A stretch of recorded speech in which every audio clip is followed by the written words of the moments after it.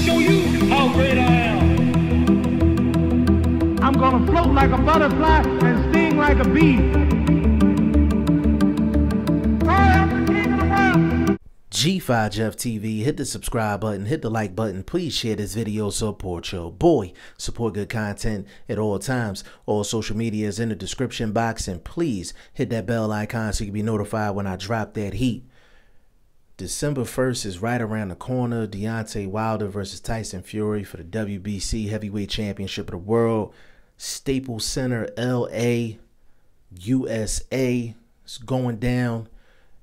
And I really don't like to talk about the business aspect of boxing, to be perfectly honest with you guys. But I feel like the business aspect is so relevant in boxing, the boxing politics, and it explains pretty much all of the transactions in boxing, from why things happen and why things don't happen in boxing. I feel like you have to talk about it. Like, I feel like it's mandatory. Like, you have to talk about it. And the biggest topic in boxing still is Deontay Wilder and Anthony Joshua. It is what it is. So with that being said, it is so important, not only for Deontay Wilder, but also for Tyson Fury, that they do really good numbers in terms of pay-per-view buys and ticket sales at the Staples Center. It is extremely important, extremely important. And I'm going to tell you why. First and foremost, PBC, the promotion for this fight, was great when it first started, kind of died down. Now it's back on popping again. But this is the thing about why I said the numbers have to be good, not only the ticket sales, but the pay-per-views. A lot of the media, YouTube media, you know what I'm saying? And I'm going to keep it all the way a bean. I absolutely love the LDBC. You know what I'm saying? And some of those guys at the LDBC are some of my favorite boxing channels to listen to. But they were the main ones shitting on Eddie Hearn. They're the main ones shitting on Eddie Hearn. And it was almost like they took it personal. Like, it was just like they really was offended by how Eddie Hearn was playing his hand when it came down to Anthony Joshua. And see, I learned this from Jay Prince. I listened to an interview with Jay Prince. For the people that don't know who Jay Prince is, he's the OG, triple OG, that is the manager of Andre Ward, Shakur Stevenson. He was the former manager of Floyd Mayweather Jr. And I remember him doing an interview, and he said, I wish I would have did things different when I had Floyd.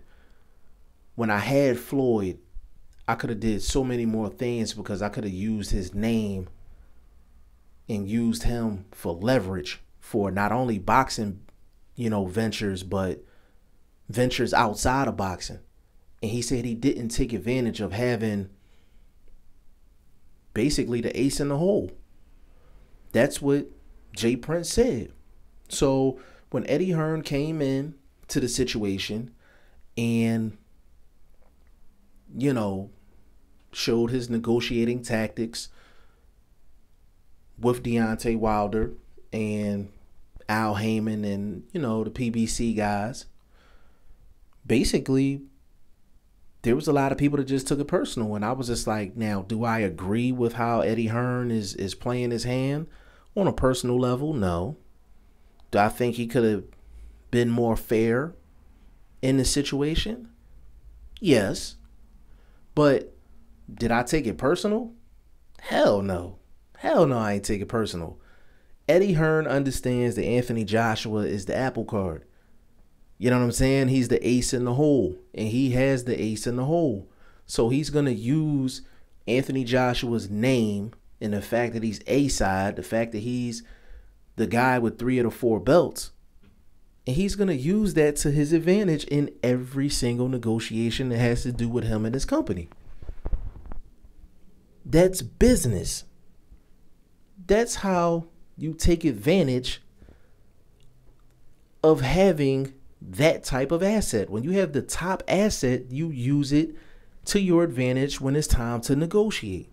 It is what it is. If Deontay Wilder would have had 3 of the 4 belts, Al Heyman would do the exact same thing. That's why I didn't understand why people was just shitting on Eddie Hearn. I said, he's doing nothing no different than any other person. He's doing nothing no different than Floyd Mayweather when he was fighting. People thought that when Floyd Mayweather fought somebody that his opponents was getting crazy amounts of money.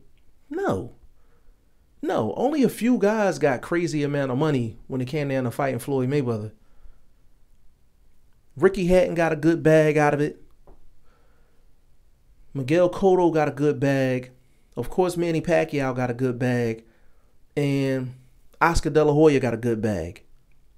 Everybody else, Floyd was pretty much like, all right, I'm going to pay you $3 million flat. You're not going to get no money on the back end or nothing. Either take it or leave it. That's Floyd Mayweather taking advantage of the fact that he's the A-side. He's the top guy. You understand what I'm saying? Bob Arum did that with Manny Pacquiao. Don King did that with Mike Tyson. That's what promoters do. So that's why it's so important for Deontay Wilder, for Tyson Fury to sell out the Staples Center. That's why it's important for them to do a good amount of pay-per-view buys. They need to do at least 500,000. At least 500,000. And the people that are listening to this video that are not in the States, and you're like, 500,000?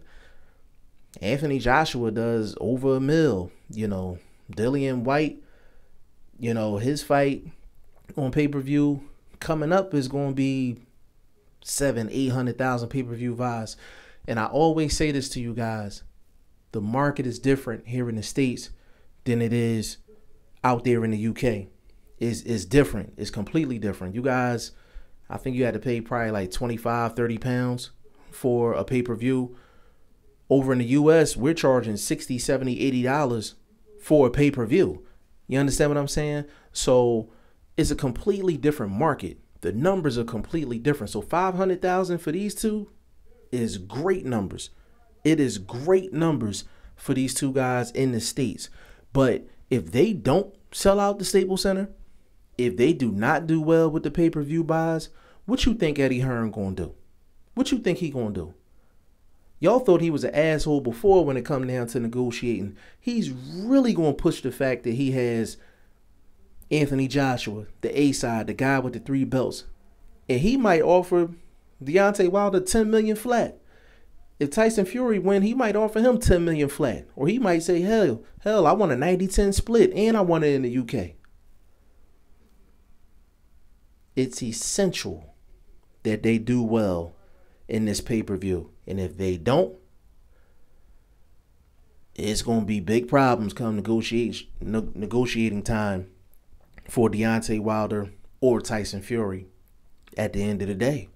And when it comes down to Eddie Hearn and how he, negotiates this situation, he's doing nothing no different than any other promoter would do when they got the top guy, when they got the top gun. You know what I'm saying? When they got the cash cow of the division. Oscar De La Hoya is doing it with Canelo Alvarez. It is what it is. You know what I'm saying? You just can't take it personal at the end of the day. You can't take it personal. Y'all know how I am. Be consistent with your opinion. If you got a problem with how Eddie Hearn uses his A-side, his apple card, his cash cow, you should have a problem with Oscar De La Hoya. You should have a problem with Floyd Mayweather. You should have a problem with Bob Arum. You should have a problem with Al Heyman.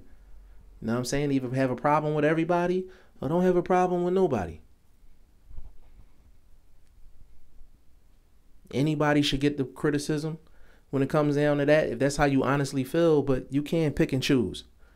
You can't pick and choose who you want to criticize when everybody's doing the same thing as promoters. But I'm going to shut up right there. I ain't going to go no further. Let me know what y'all think in the comment section. G5 Jeff TV. Hit the subscribe button. Hit the like button. Please share this video. Support your boy. Support good content at all times. I appreciate y'all. Peace.